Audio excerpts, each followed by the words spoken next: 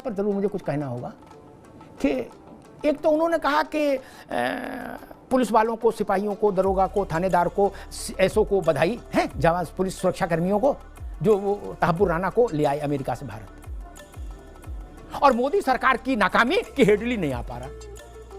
ये ऐसा कहां से लाते हो महाराज तर्क? इंदिरा गांधी इन्हें 71 की लड़ाई जीती, इंदिरा जी गई थी वहां लड़ने तलवार लेके? नहीं ना।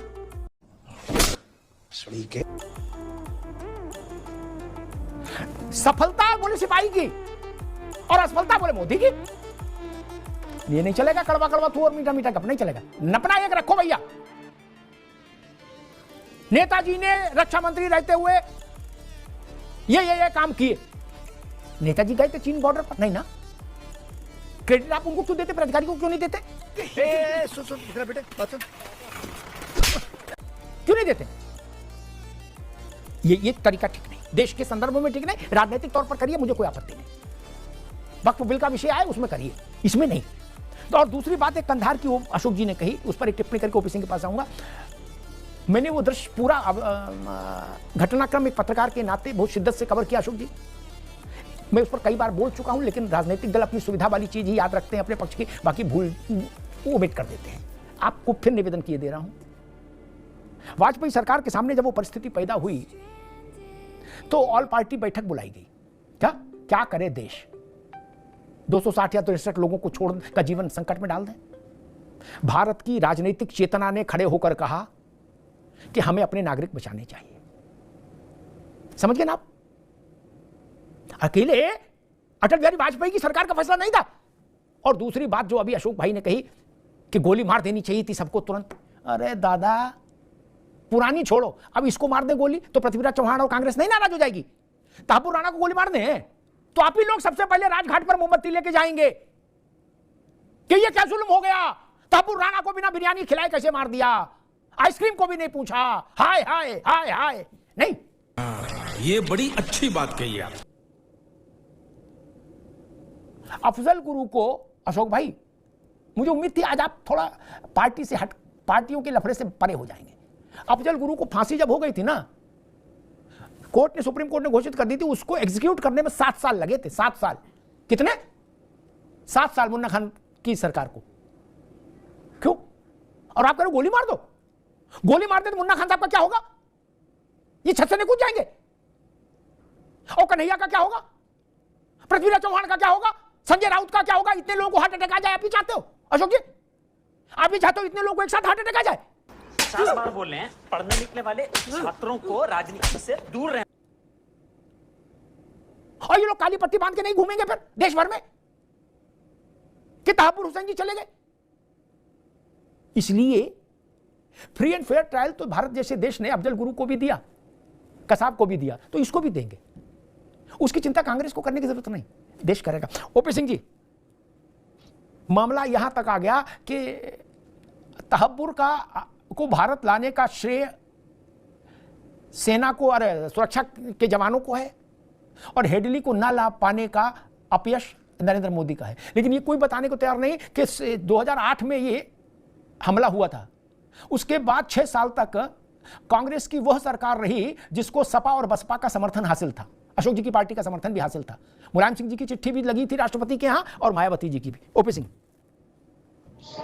उस्ताद जी, हमारे एक कहावत है कि जाको प्रभु दारुण दुख दीना ताकि मत पहले है लीना। होता जिसकी दुर्दशा होनी होती है, परमात्मा पहले उसका बुद्धि का हरण करता है। यही सारे युगों में हुआ, बड़े बलशाली रावण और कंस के साथ भी। इस देश के ऊपर 2 खतरे तो हम आप देख ही चुके हैं, तीसरा खतरा भी देख रहे हैं। कभी मुगल आक्रांताओं का खतरा था जिसको लेकर आज भी हम डिबेट करते हैं, कभी अंग्रेजों का खतरा था, और आज आतंकवादियों को लेकर के इस देश पर खतरा है, और देश के लोग ही उनके साथ खड़े हैं। बाहरी नहीं, बाहरी को छोड़ दीजिए, देश के लोग।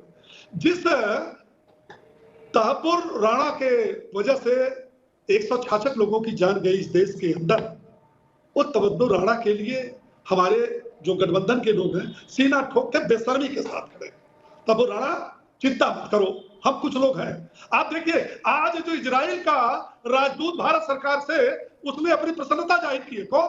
इजराइल का। अमेरिका हमको सहयोग प्रदान किया।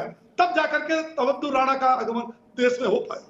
और पाकिस्तान डर के मारे अपनी दूरी बना लिया, लेकिन वाह रे विपक्ष वो खड़ा होकर कि नहीं, तवद्दुर राणा महान संत था, मासूम था, उसको दरअसल हुआ क्या कि विपक्ष, अरे भाई तो चुप रहिए,